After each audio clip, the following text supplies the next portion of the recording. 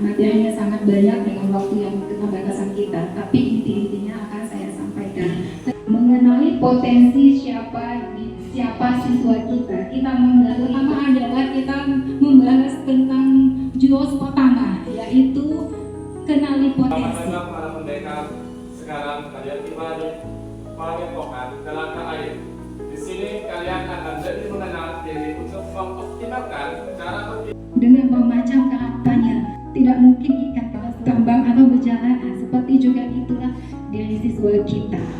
Saya suka nonton film atau drakor dan bisa larut dalam ceritanya. Suka menyanyi ketika lagi mandi atau sedang sendiri.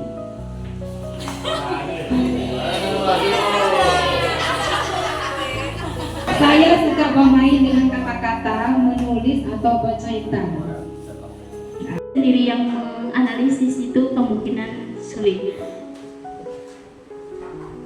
Ya, terima kasih Bu Petria, tenang sekali. Ada yang lain? Ada gajah. Nah, jadi hewan ini bentuk karakter diri siswa. Pak gurunya ini ngomong nih, ini dia menganggap dirinya ingin fair, ujiannya itu sama caranya, supaya ketua adat mungkin nih. Jadi cara pemilihannya itu dilakukan dengan teknik yang sama supaya fair menurut guru ini. Jadi disuruh manjat pohon.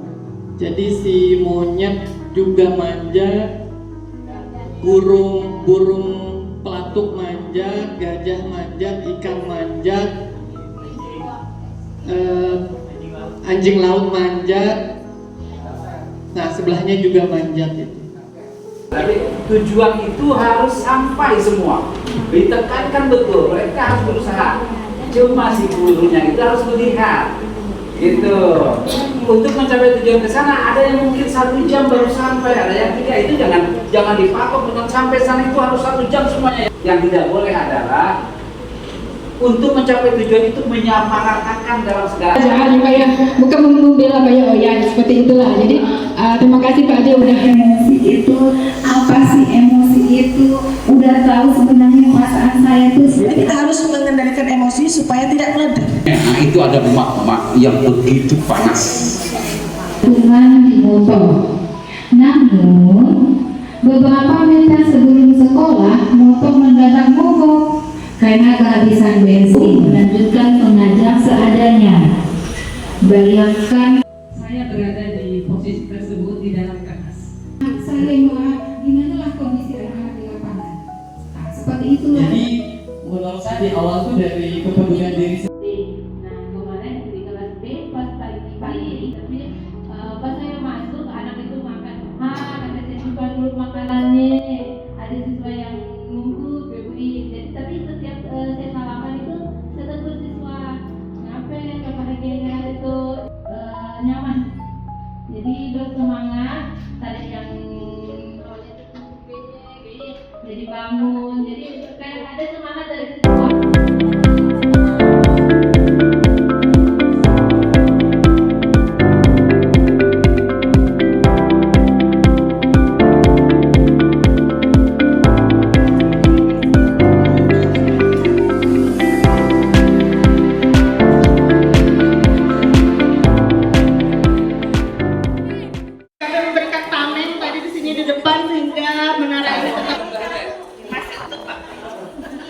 Kemampuan kerjasama tim ya, walaupun susah.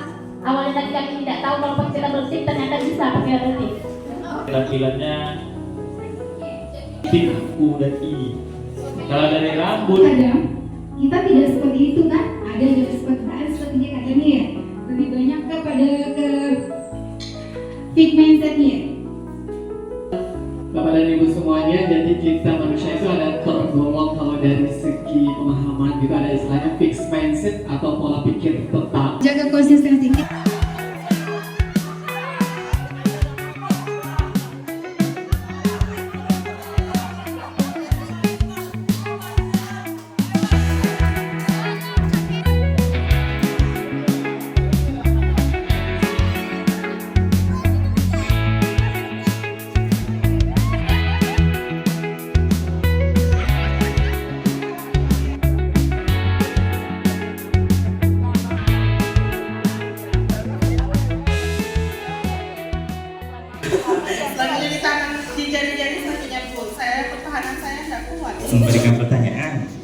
Jadi silakan kalau bisa diteguh, itu nanti bisa dibuka. Kalau tidak bisa diteguh, itu penutup.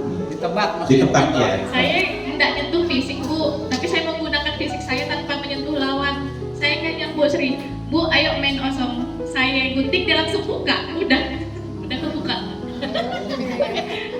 Ucapan gampang.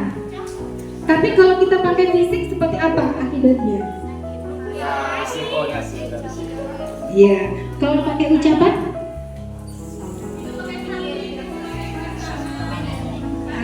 Bukanya.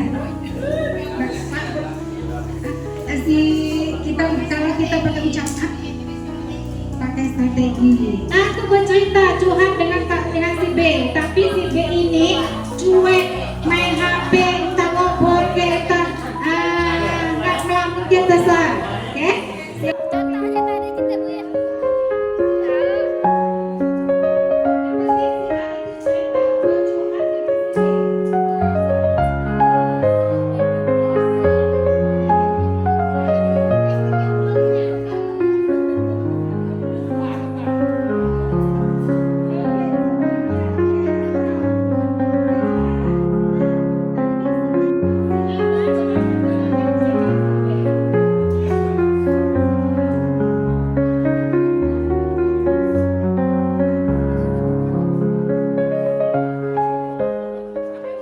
Itu harus segera dilakukan yang berhubungan dengan siswa, kemudian dengan keadaan sekolah kita.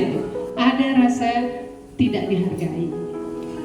Jadi itu kemudian terus bersabar untuk menunggu, karena segala apapun, kalau saya memang menghadap Bapak, saya memang butuh dengan apa yang harus keputusan apa yang harus saya dapatkan gitu. Jadi itu Pak yang saya rasa. Koneksi kita terima. Jadi benar-benar baik itu dari cara duduk kita, baik itu dari tatapan mata kita, baik dari wajah postur tubuh kita, cara duduk kita itu benar-benar harus diperhatikan dalam menerima. Kalau seandainya siswa kita mau curhat, siswa kita mau menyampaikan sesuatu, benar-benar diri kita tuh utuh untuk dia. Hilangkan dulu masalah-masalah seandainya ada kegiatan-kegiatan lain atau pikiran itu dihilangkan dulu, benar-benar seutuhnya. Jadi kita wali. Di sini peran utamanya itu sebagai pembelajar yang mendidik melalui mata pelajaran dan pembentukan karakter. Jadi Bapak Ibu, dalam berkolaborasi, contohnya kalau ada permasalahan siswa, itu bukan langsung ke tergantung permasalahannya, bukan langsung tiba-tiba langsung ke guru BK, bukan tiba-tiba langsung ke wakil kesiswaan. Kita lihat dulu permasalahan anak menata situasi ini, bagaimana kita menata sekolah kita, menata kelas kita ini lebih kepada aman, nyaman, dan menggembirakan. Jadi ada permasalahan nih, permasalahan yang mana sih yang urgen, mana sih yang beresiko, mana sih yang harus kita kembangkan, ini harus kita ketahui dulu. Jadi jangan sampai kita bermasalah besar kita tangani, tapi masalah kecil-kecil tidak kita tangani. Itu jangan sampai. Jadi kita harus pilah-pilah dulu permasalahan-permasalahan. Contohnya itu pemain fisik gitu ya. Guru yang melihat itu apa yang akan dilakukan? Pejam mata, mengamati, mengamankan dia. Jadi murni. Jadi siapapun ini kita kalau kita berbicara sekolah aman dan nyaman itu kita tidak bisa bekerja sendiri. Memang kita bekerja secara bersama-sama, berkolaborasi, baik itu dari siswanya, dari gurunya, TU-nya, maupun kepala sekolah.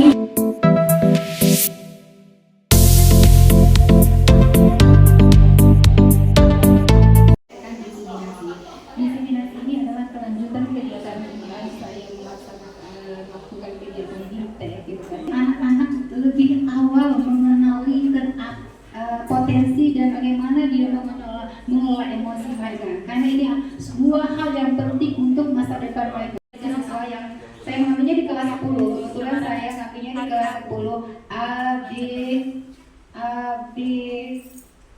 maaf ini belum jauh dari apa sempurna dan belum pede, belum mau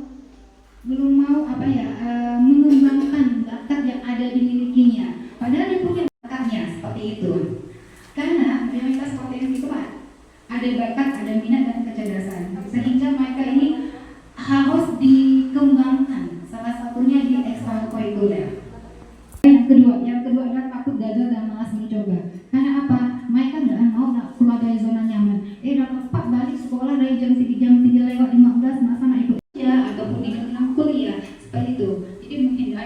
kita takut hasilnya buruk. Padahal kita kalau mau melakukan sesuatu kan dulu kesadaran diri kita. Jadi terapkan teknik stop and name it. Menghidupkan diri, saya bilang kan, ayo kalau seandainya kalian lagi marah dengan kawan nih, coba berusaha sambil naik nafas, sambil istighfar, Ustaz, jalannya susah, kamu bisa nanti dalam hal akademik seperti itu. Oke, sedangkan jangka panjangnya itu kecewa, kamu tidak akan berpikiran hal buruk, contohnya dulu dia mau apa itu tidak akan ada. Jadi kamu punya masalah, tiba-tiba kamu bisa bangkit lagi dengan permasalahanmu. Yang kedua adalah pemimpin yang matang. Kamu mampu mengambil keputusan walaupun yang dirasakan. Mereka mencatat di buku PKWU, saya bilang catat apa yang emosi hari ini dirasakan. Catat nih, ataupun seminggu sekali lah saya bilang Tadi untuk potensi poin yang ketiga, potensi masih terpendam. Di situ kan Bu Eti tadi mengatakan ingin dilihat dari di awal daripada memang di kelas 10 ya. Kemudian Ibu nanti waktu di kelas waktu pendaftaran kan Ibu kan udah memberikan belangko itu ya. Kan ini kalaupun memang berhasil, maksud saya tuh untuk selanjutnya kan harus dilakukan, itu masih bingung gitu ya. Dia mengenali potensi dirinya tuh masih bingung dengan dirinya tuh saya berpotensinya di mana. Kemudian ada juga tadi Ibu mengatakan siswa itu sudah tahu dengan potensi dirinya tapi malas untuk melakukannya, kan gitu ya. Malas untuk mengungkapkan lagi, kan gitu ya Bu. Maksudnya dia udah tahu ada potensi, oh saya potensinya di sini gitu, tapi malas untuk bergeraknya, untuk melakukannya gitu dah. Kan dia tadi Ibu mengatakannya itu. Kalau saya tidak salah tangkap lah. Itu jadi untuk mempermudahnya ke depannya, mudah-mudahan ini berhasil Ibu ya, amin. Jadi di awal nantinya waktu pendaftaran ya, pada saat Ibu memberikan belangko, Ibu itu udah memang memisahkan tuh siswa yang memang Ibu belum tahu dengan potensi dirinya memang. Kemudian Ibu kalau memang siswa itu udah tahu tapi dia malas untuk mengapresiasikannya, jadi itu memang datanya kan dipisah maksud saya. Jadi untuk kita menanganinya ke depannya benar mudah, gitu. Iya. Karena tadi kan saya nyambungnya tadi itu karena yang kita lakukan gitu Pak Bu. Belangko itu kan kita buat waktu pendaftaran itu. Jadi nyambung dengan di situ gitu, dengan penelitian Ibu. Jadi kita pisahkan memang, kita pilih memang sehingga kita tahu. Oh yang memang dia memang apa tuh untuk memberikan motivasinya tuh Bu. Kalau memang yang tidak tahunya kan ada caranya nantinya kita gimana.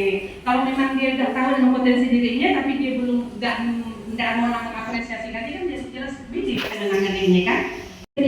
Ada beberapa siswa yang sampai bilang, dia kan ngisi belangko Bapak Ibu ya.